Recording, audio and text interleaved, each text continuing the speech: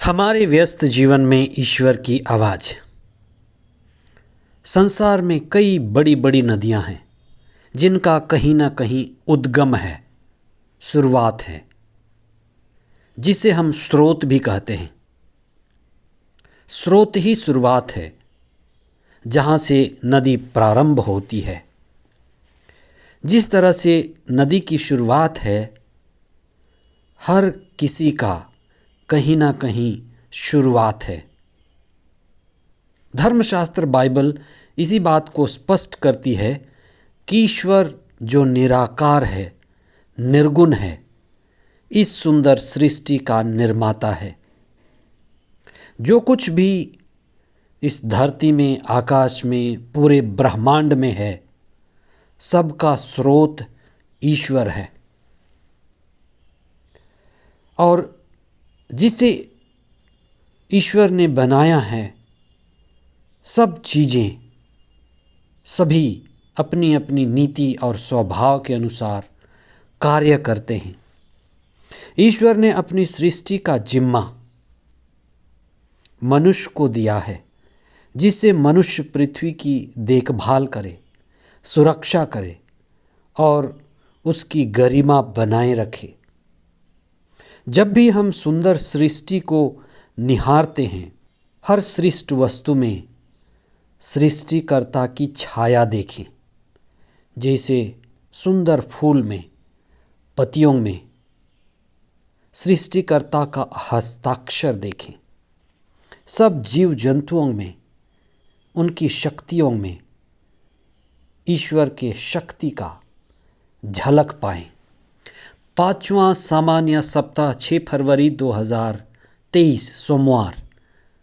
उत्पत्ति ग्रंथ अध्याय 1 पद संख्याएं 1 से 19 तक और संत मार्कुस का सुसमाचार अध्याय 6 पद संख्या 53 से 56 तक। आज के सुसमाचार में भारी संख्या में बीमार, परेशान, दुखी और बीमारी से ग्रसित लोग ईसा के पास आए।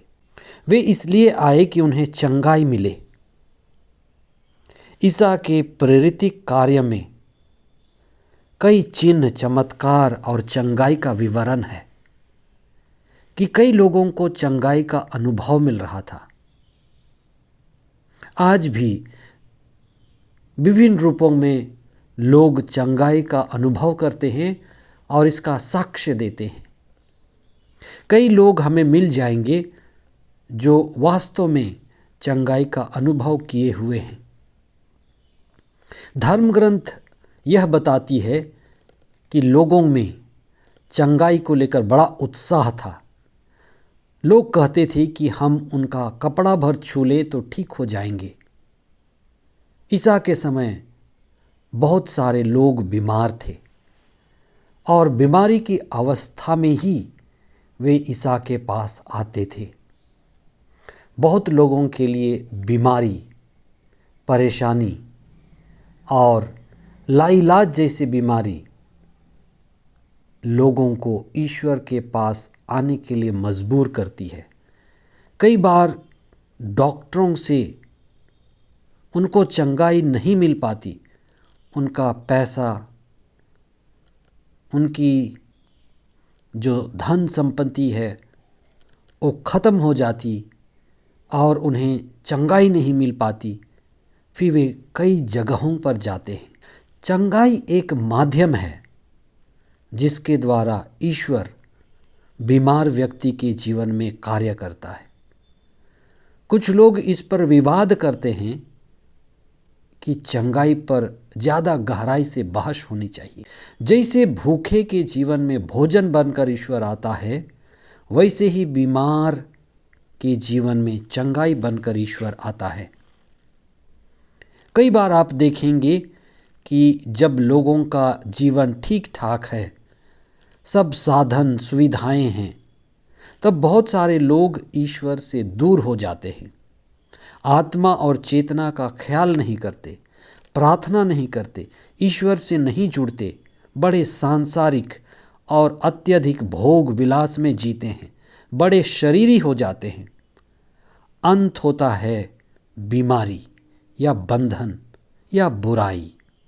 और ये बुराई और बंधन कई तरह की बीमारियों की गठरियाँ लेकर आती हैं।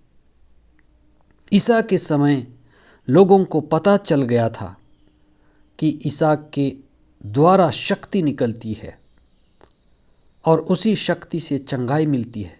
ईसा के शिष्य इसको और भी भली भांति जानते थे। ईसा की शक्ति का कारण ईसा का पिता ईश्वर से जुड़ना है।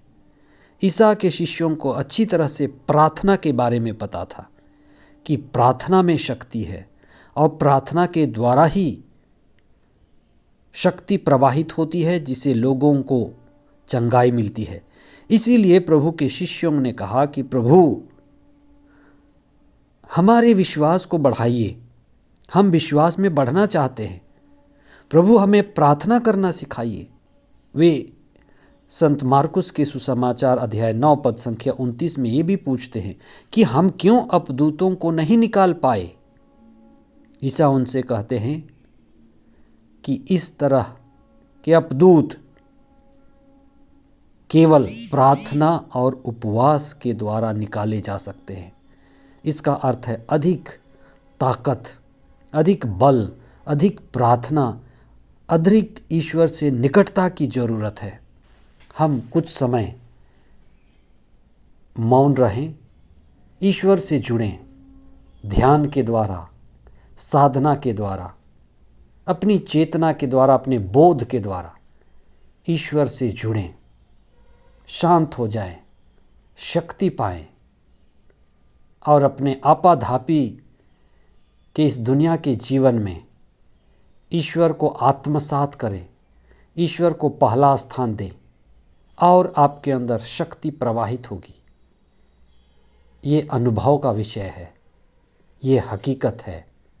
सत्य के पीछे चलें, सत्य को खोजें और आपको अनुभव मिलेगा। आमीन।